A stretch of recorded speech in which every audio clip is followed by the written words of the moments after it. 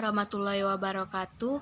Perkenalkan, nama saya Anissa Ulfa, BP 19011025. Dalam video ini akan menjelaskan tentang sistem saraf pusat. Baiklah, kita simak berikut video tersebut.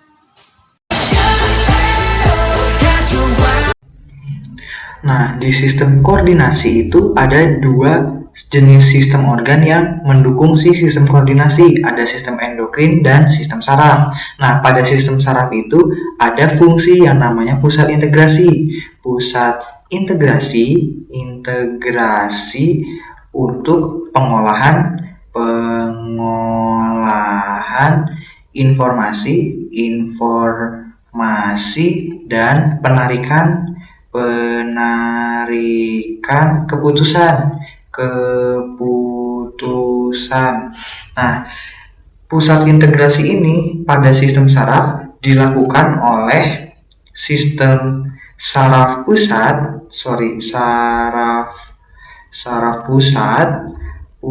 dan sistem saraf tepi. Nah, sekarang kita bahas dulu nih sistem saraf pusat ya. Nah, sistem saraf pusat. Nah, yang mendukung kerja sistem saraf pusat ini ada dua jenis organ. Pertama ada otak. Yang ke satu itu ada otak. Nah, kita bahas dulu otak nih. Nah, otak ini dia merupakan pusat pengolahan informasi, pusat pengolah informasi. Pokoknya si otak ini dia mengatur semua kegiatan aktivitas dalam tubuh ya. Nah, otak ini anatominya dia terdiri dari beberapa struktur nih. Pertama ada tulis dulu ya. Ada otak besar. Otak besar itu nama lainnya cerebrum. Nah, fungsi dari cerebrum itu adalah pusat pengendalian indera. Dia itu sebagai pusat pengendalian indera. Terus juga pusat pikiran, pusat berpikir. Nah, jadi di dalam otak besar ini terbagi dalam beberapa lobus atau beberapa bagian. Nah, di beberapa bagian itu ada bagian depan atau kita tulis ya, depan itu adalah lobus frontalis. Frontalis itu dia untuk pengendalian gerak otot dan berpikir. Nah, terus ada bagian samping itu ada lobus temporalis ya. Temporalis dia itu untuk pusat pendengaran, indera pendengaran, terus penciuman dan pengecap. Terus ada lobus parietal atau lobus tengah ya. Tengah itu parietalis. Itu dia pusat perubahan kulit dan otot. Kulit dan otot. Terus ada lobus occipitalis atau yang belakang dia itu pusat penglihatan.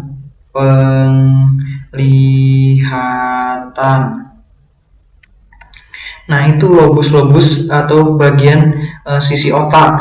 Nah, sekarang yang kedua itu otak terdiri dari ada yang namanya otak tengah.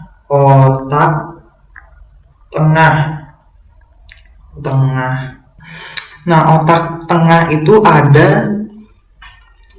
ada interneuron ya. Interneuron otak dia itu untuk refleks ya, refleks pada mata, terus dia juga untuk mengatur posisi tubuh dan juga mengatur tonus atau keadaan si otot yang mendukung posisi tubuh. Nah, ini fungsi dari otak tengah. Nah, yang ketiga ada otak depan. Nah, di sini ya ada otak depan. Otak depan itu nama lainnya diencephalon. Nah, si otak depan ini terdiri dari dua bagian. Ada talamus. Nah, talamus itu bagiannya untuk menerima rangsang. Penerima rangsang dari reseptor. Jadi di sini semua muara dari sensor motorik ya. Dari neuron sensorik, karena dia menerima rangsang kan neuron sensorik itu. Nah, terus bagian yang kedua itu ada yang namanya hipotalamus.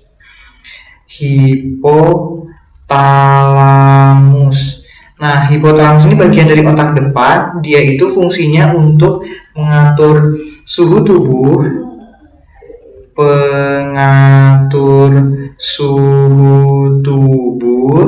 terus dia juga untuk mengatur nutrisi untuk otak. Dia feeding center ya,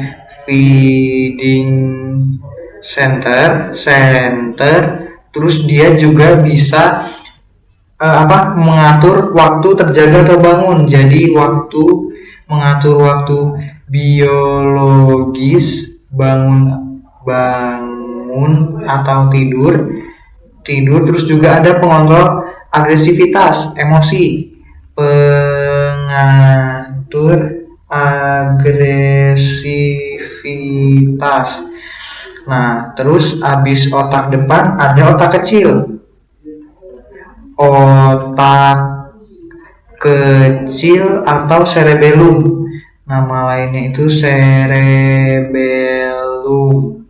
Nah, cerebellum ini dia itu fungsinya untuk pusat sebagai pusat keseimbangan. Nah, dia juga menghubungkan otak kanan dan otak kiri.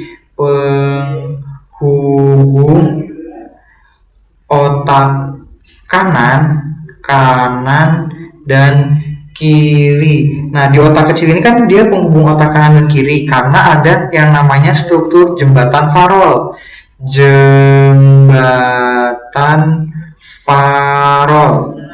Nah, habis itu yang terakhir ada medula oblongata.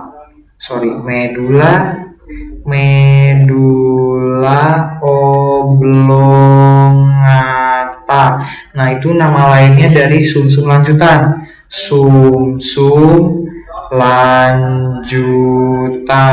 Nah, fungsi dari sumsum lanjutan adalah ada pengatur gerak refleks.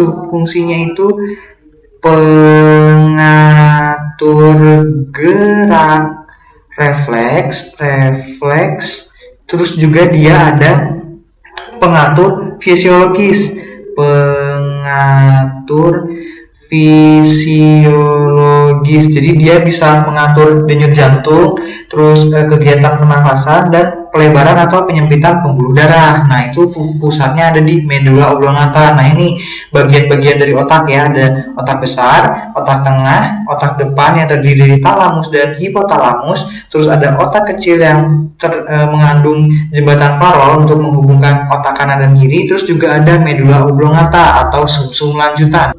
Nah, itu bagian dari sistem saraf pusat. Yang pertama ada otak ya. Nah, sekarang kita masuk yang kedua, ada yang namanya sumsum tulang belakang. Nah, yang kedua itu adalah sumsum tulang belakang. Dia masih masuk sistem saraf pusat ya, sistem saraf pusat. Nah, sumsum tulang belakang ini dia punya dua fungsi. Nah, fungsinya apa aja? Fungsi dari sumsum tulang belakang itu yang pertama dia penghubung impuls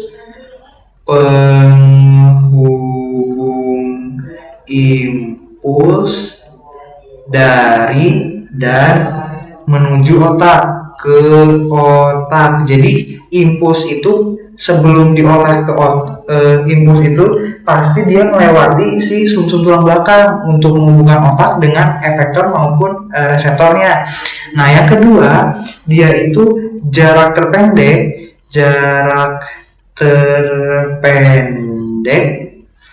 pada gerak refleks. Jadi dia mengandung interneuron.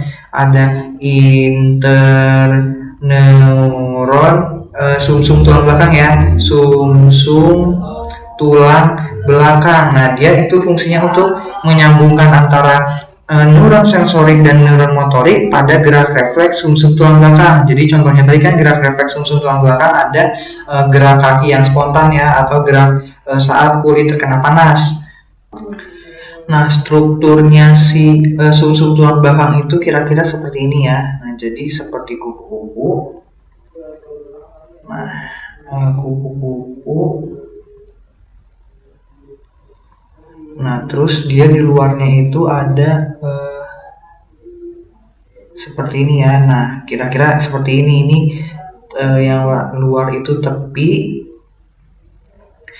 Terus dia ini yang sayapnya ya. Nah, bagian-bagiannya itu ini yang di luar ini warna putih ya, dia itu tepi namanya, bagian tepi. Terus kalau yang di dalam ini dia namanya bagian, salah ya, jangan di sini harusnya. Nah, itu dia bagian dalam namanya, bagian dalam. Nah, di bagian dalam ini dia ada struktur seperti sayap yang memanjang. Nah, biasanya dia itu mengandung sel saraf. Nah, kita gambar dulu ya. Nah, ini terus dia di bawahnya sini juga ada. Nah, ini sepasang ya, jadi seperti kupu-kupu, seperti sayap kupu-kupu. Nah, kira-kira seperti ini nih. Nah, bagian yang atas ini namanya sayap dorsal. Sayap yang atas ini namanya akar dorsal ya. Dorsal. Kalau yang bawah, ini dorsal. Yang bawah ini yang atas, yang bawah ini dia namanya akar ventral. Nah, akar dorsal ini dia mengandung neuron sensorik. Kalau akar ventral dia itu mengandung neuron motorik.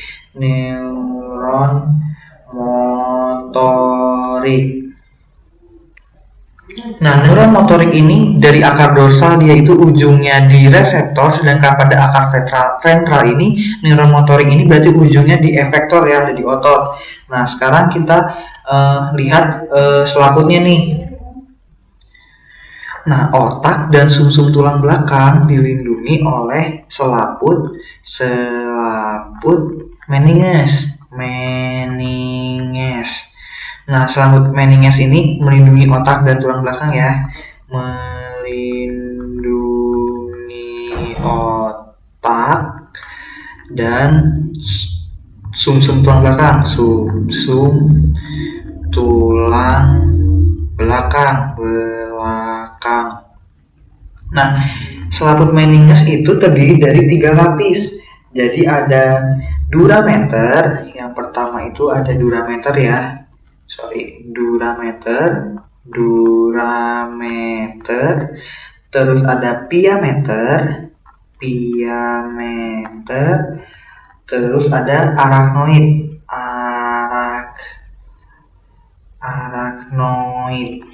Nah, arachnoid ini dari atas ya. Nah, durameter ini dia yang terletak pada tulang, jadi lokasinya terluar. Lokasi selaput terluar. Nah, kalau di piameter dia itu lokasinya selaput paling dalam, lokasi selaput terdalam. Nah, kalau arachnoid dia itu di antara durameter dan piameter. Jadi arachnoid itu di tengah-tengahnya ya. Nah, sistem saraf pusat udah, sekarang kita masuk ke sistem saraf tepi. Nah, jadi sistem saraf tepi ini termasuk pusat integrasi. Sistem saraf tepi. Nah, fungsi dari sistem saraf tepi ini dia menghantarkan impuls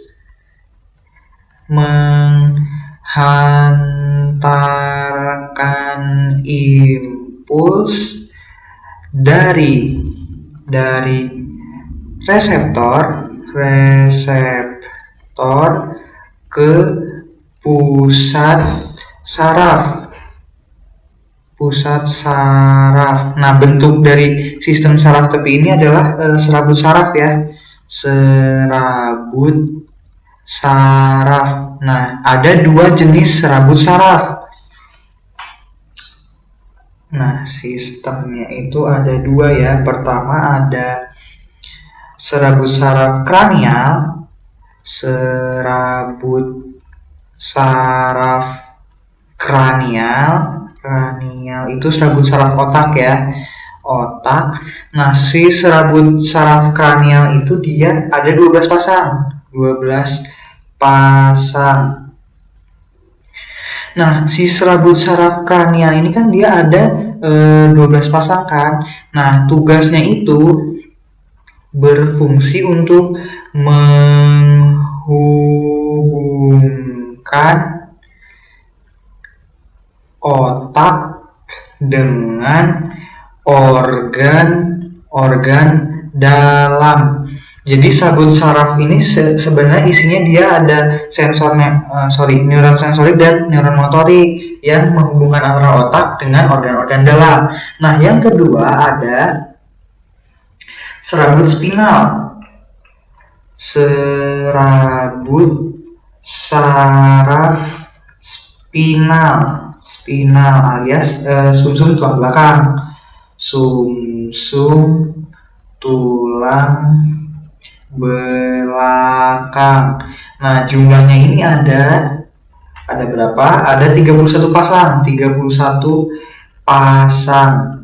Nah, fungsinya itu dia itu kan ada 31 pasang. Dia itu lanjutan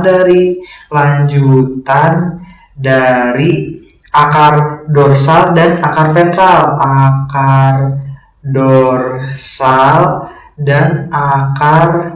ventral. Jadi dia menghubungkan si neuron sensorik pada akar dorsal pada pusat pusat gerak refleks, terus juga akar ventral itu dia menghubungkan pusat refleks dengan neuron motorik yang ada pada serabut saraf spinal.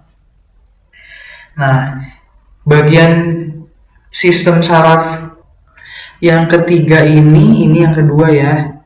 Yang kedua, ini yang ketiga, ini yang pertama ya, tadi sistem saraf pusat. Nah, yang ketiga ini ada yang namanya sistem saraf otonom. Sistem saraf otonom.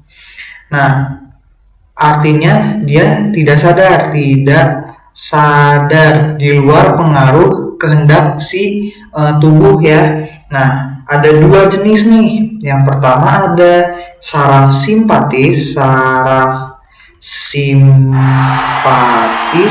dan ada saraf parasimpatis. Nah, saraf simpatis ini dia itu sifatnya untuk meningkatkan aktivitas fisiologis. Jadi dia bisa meningkatkan denyut jantung, meningkatkan pelebaran pembuluh, terus juga meningkatkan laju pernafasan ya. Nah, kalau saraf parasimpatis dia kebalikannya, sifatnya untuk menurunkan aktivitas fisiologis. Jadi dia bisa memperlambat denyut jantung, menurunkan laju kecepatan aliran darah, terus juga dia bisa menurunkan laju pernafasan. Nah, itu fungsi kerjaannya sih saraf parasimpatis. Nah, saraf simpatis dan parasimpatis ini sifatnya antagonis.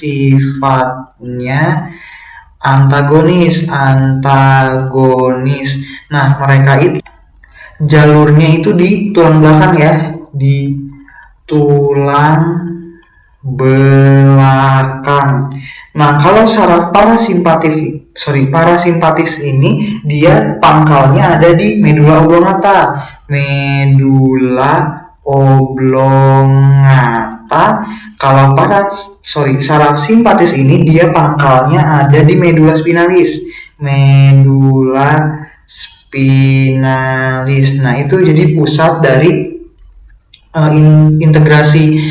integrasi kendali kontrol fisiologis tubuh ya. Ada sistem saraf pusat itu yang terletak pada otak dan sumsum tulang belakang. Ada yang kedua, ada sistem saraf tepi yang terdiri dari serabut saraf kranial dan serabut saraf spinalis. Dan yang ketiga, ada sistem saraf otonom yang terdiri dari saraf simpatis dan saraf parasimpatis.